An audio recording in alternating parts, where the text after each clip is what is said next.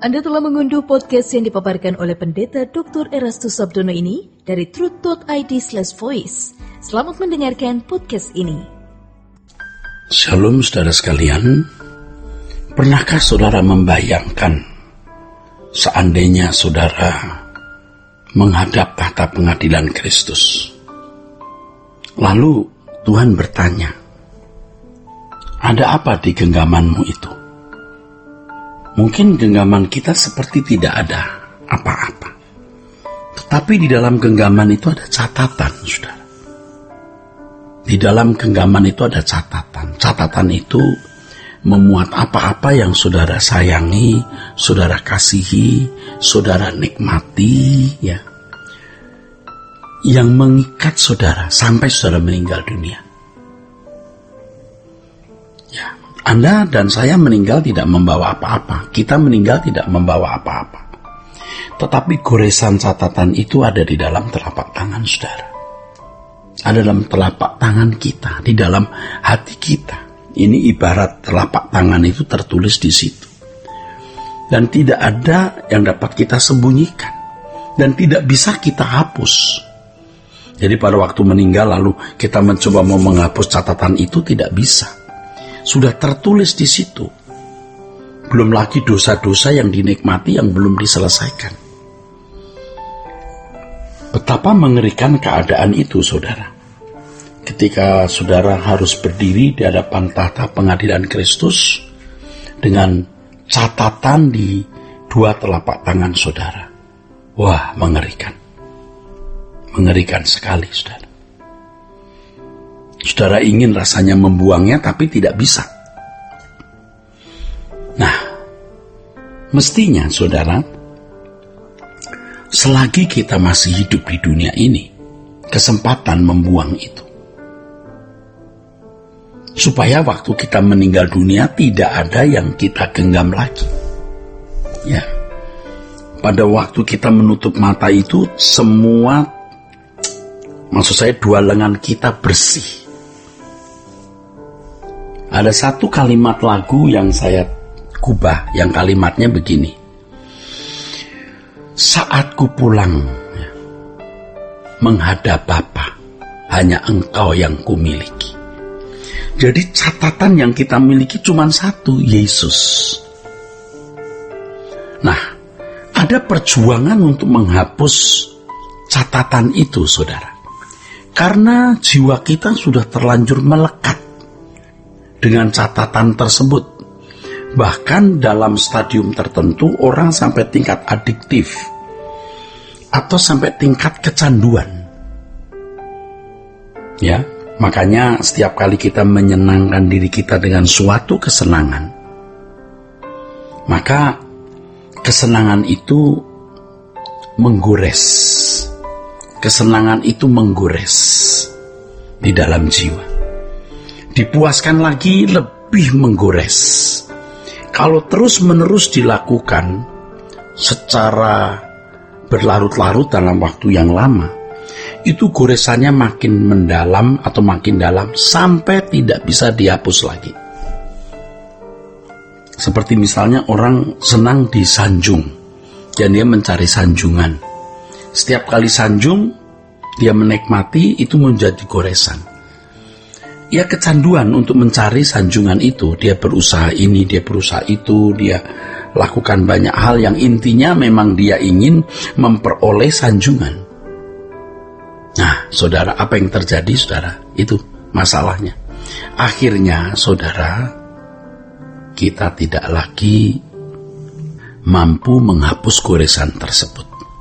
Tidak mampu lagi menghapus goresan tersebut.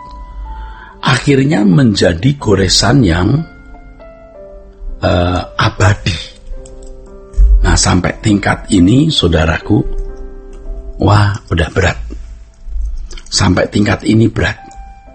Mengapa berat? Udah nggak bisa dihapus. Sama sekali tidak bisa dihapus. Dan ini kecelakaan, saudara. Itu kecelakaan. Benar-benar celaka. Celaka sekali. Ketika ke surga, ketika menghadap tahta pengadilan Kristus, ia tidak boleh masuk surga. Karena orang yang masuk surga itu harus hanya memiliki satu harta, yaitu Yesus. Tuhan mengatakan kamu tak dapat mengabdi kepada dua tuan kok. Ya, tidak dapat mengabdi kepada dua tuan. Artinya harus hanya mengabdi kepada Tuhan, tidak bisa mengabdi kepada yang lain. Ya, tidak bisa mengabdi kepada yang lain, harus hanya mengabdi kepada Tuhan. Saat ku pulang menghadap Bapa, hanya Engkau yang kumiliki. Nah, menghapus catatan itu tidak mudah karena sudah menyatu di dalam diri kita. Tetapi oleh kebenaran firman Tuhan yang kita dengar, kita bisa menghapus goresan itu. Ya, dan Tuhan akan mengizinkan kita mengalami banyak persoalan, banyak pergumulan hidup, yang melalui pergumulan hidup tersebut, saudara, kita akan diubahkan Tuhan, diubahkan menjadi seseorang yang berkenan di hadapan Allah. Kita diubahkan Tuhan melalui berbagai peristiwa-peristiwa hidup yang kita alami, dan perubahan-perubahan tersebut akan membuat kita sampai pada tidak mengingini apapun dan siapapun selain Tuhan.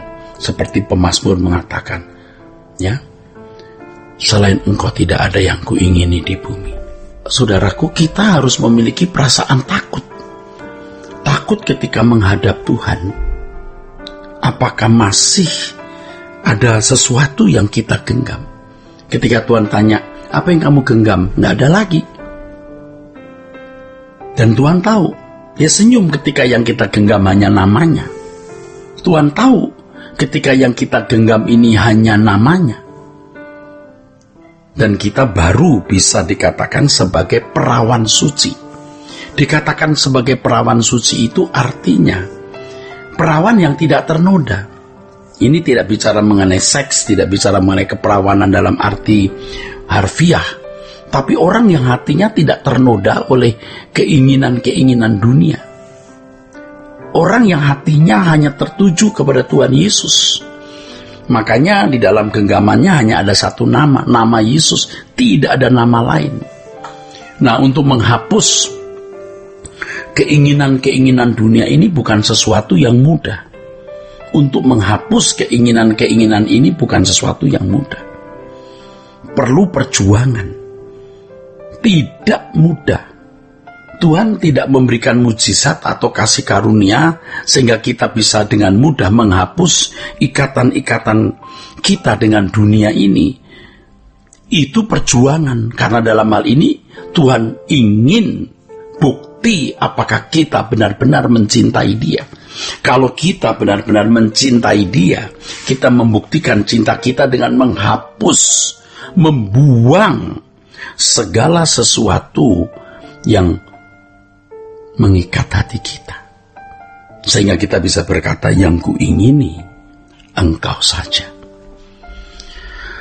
Makin kita melepaskan segala sesuatu, makin kita punya yang namanya keringanan. Dari keringanan itu kita memiliki keriangan surgawi. Keriangan surgawi inilah yang akan membuat kita makin terikat dengan Tuhan, makin merindukan Tuhan dan kerajaannya. Jadi kita belum meninggal dunia, kaki kita sudah menginjak di sana. Nah, berkemas-kemas kita pulang ke surga, di dalamnya termasuk kita melepaskan segala sesuatu. Jadi jelas ya, Tuhan Yesus mengatakan, kalau kamu tidak melepaskan segala sesuatu, kamu tidak layak bagiku. Hanya orang yang berani memiliki Yesus saja dalam hidup ini dan mengatakan Yesus cukup bagiku, yang menjadi perawan suci di hadapan Tuhan dan tahan berdiri di hadapan Dia. Sola Gracia.